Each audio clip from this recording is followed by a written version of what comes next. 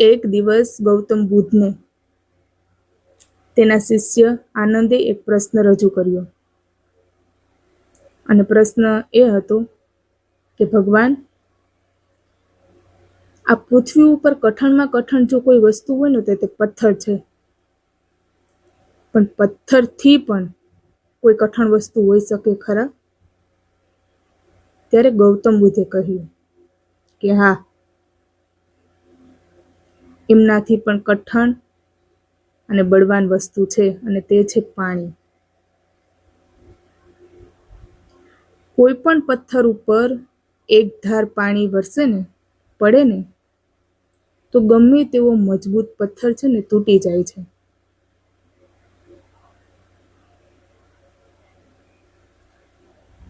શિષ્ય આનંદે ફરી પ્રશ્ન કર્યો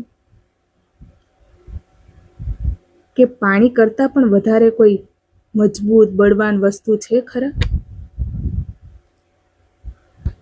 તો ફરી ગૌતમ બુદ્ધે જવાબ આપ્યો કે હા, પાણી કરતાં પણ વધુ મજબૂત અને બળવાન અગ્નિ છે.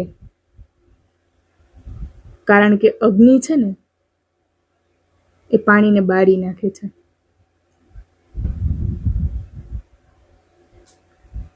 શિષ્ય આનંદે ફરી પ્રશ્ન કર્યો. એને તો મજા આવવા લાગી. તો કીધું કે અગ્નિ કરતાં પણ કોઈ બળવાન વસ્તુ છે?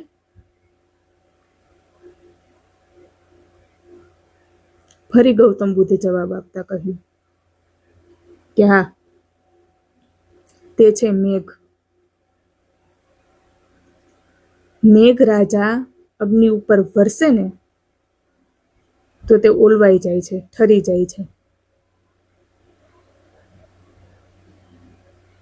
શિષ્ય આનંદને આ વાતમાં જિજ્ઞાસા જાગી, એટલે ફરી પ્રશ્ન કર્યો કે ભગવાન,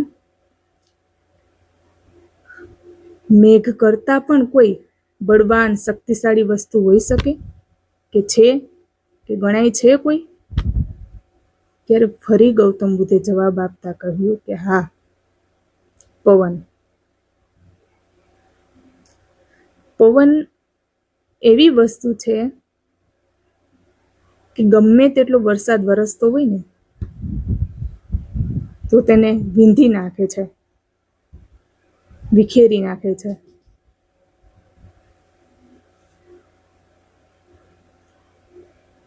શિષ્યએ ફરી પ્રશ્ન કર્યો, તો પવન કરતાં કોઈ બળવાન, શક્તિશાળી, મજબૂત